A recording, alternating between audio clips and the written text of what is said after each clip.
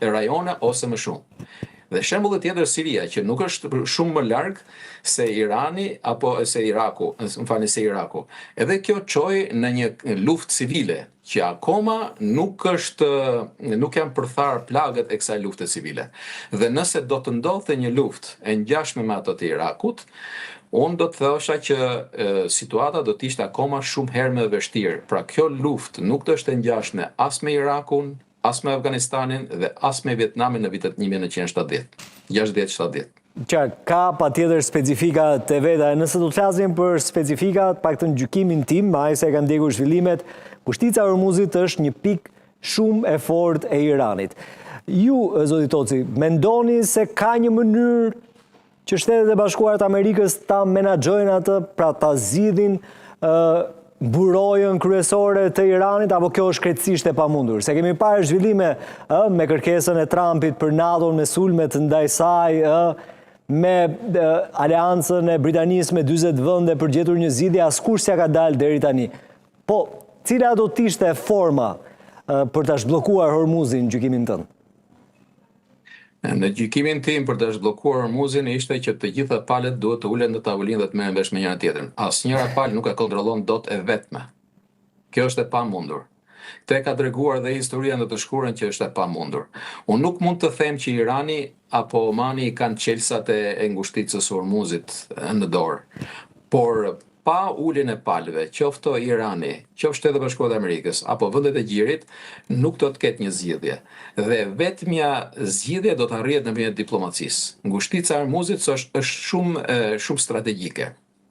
Pasi nëpërmjet ngushticës së Hormuzit kalon 20% e naftës dhe gazit në botë. Dhe nga këto 20% të kësaj sasie të gazit të naftës që kalon nëpër ngushticën e Hormuzit, pjesa më e madhe e saj, 86% shkon në Azi.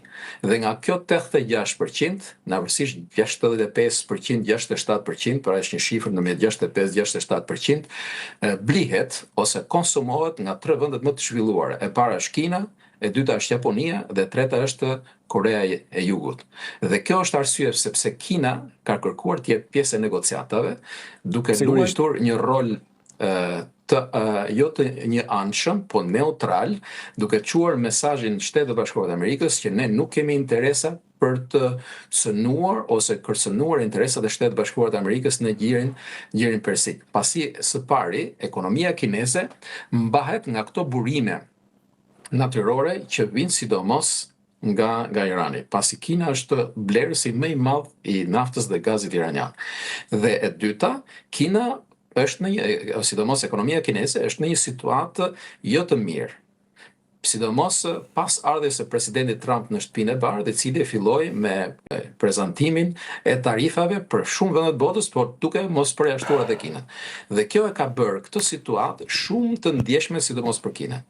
Dhe shtyrja e samitit të Shtetit Bashkuar të Amerikës, pra presidenti Trump me presidentin Xi, nuk ishte një lajm i mirë, megjithatë kinezët janë dërguar shumë diplomatë. Pra nuk e kanë komentuar këtë shtyrje, por kanë dhënë një mesazh që ne shpresojmë që ky samit të zhvillohet në të ardhmen sa më të afërt, sepse ka të bëjë sidomos me ekonominë kineze. Pra në këtë situatë ka edhe humbës, por ka edhe përfitues. Dhe një nga përfituesit, unë do ta përmend vetëm shkurt, është Rusia. Rusia për momentin është duke përfituar çdo situatë e tensionuar në gjirin persik dhe rritja e çmimit të naftës i mundëson Rusisë të mbledh më shumë para nga shitja e këtij burimi natyror shumë të rëndësishëm për ekonominë botërore. Qartë. Zoti Toci, në fund doja një koment, një analizë tuaj si ekspert përsa i përket potencialit ushtarak të Iranit. Pas deklaratës së Trump, i menjëhershëm ishte reagimi i Iranit, i cili tha do t'i kundërpërgjigjemi me të njëjtën monedhë.